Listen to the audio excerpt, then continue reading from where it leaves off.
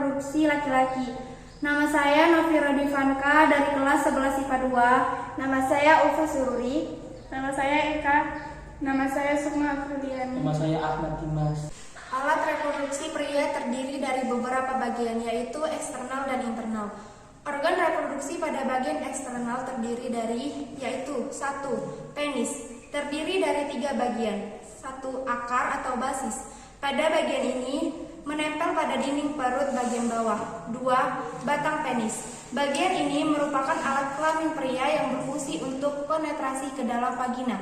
3. Kepala penis. Bagian ini ditutupi oleh lapisan kulit yang akan dihalangkan saat menjalani sumi.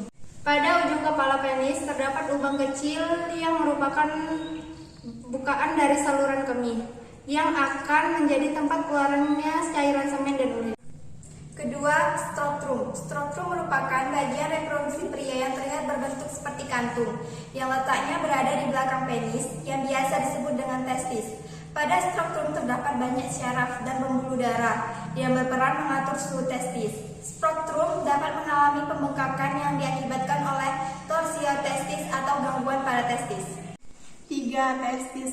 Organ ini berbentuk oval dan terletak di dalam scrotum. Pada umumnya, setiap pria masing-masing memiliki 2 testis. Fungsi testis adalah menghasilkan testosteron yang merupakan hormon seks pada pria. Selain itu, organ ini berfungsi untuk memproduksi sperma. Epididymis. Epididymis merupakan saluran panjang yang terletak di belakang testis, berfungsi untuk membawa dan menyimpan sel sperma yang diproduksi di testis. Juga berfungsi sebagai mematangkan sperma yang berbentuk oleh testis. Organ reproduksi bagian internal yang disebut sebagai aksesori yang terdiri dari 1. Vas deferens yang berfungsi mengantarkan sperma keluar tubuh saat ejakulasi. Organ ini merupakan saluran panjang dan tebal mulai dari epidermis hingga ke rongga tanggul. Dari epidermis, sperma disalurkan melalui vas deferens untuk kemudian menuju saluran kemih alias uretra. Organ ini terletak di belakang kantung kemih. 2. Vesicula seminalis merupakan organ berbentuk kantung yang menempel pada vas deferens di dekat bagian dasar kantung kemih.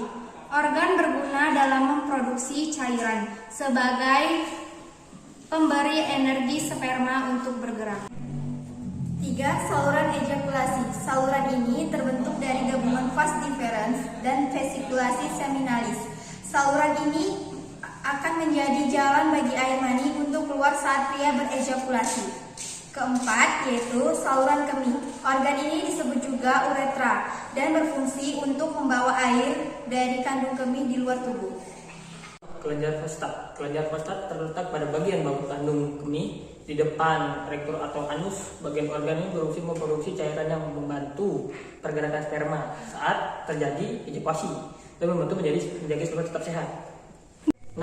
Kelenjar bulboretral. Kelenjar ini berfungsi untuk memproduksi cairan yang melumasi saluran kemih. Bagian dari sistem reproduksi pria ini juga membantu menetralisis tingkat keasaman disalurkan kemih yang terbentuk akibat sisa urin.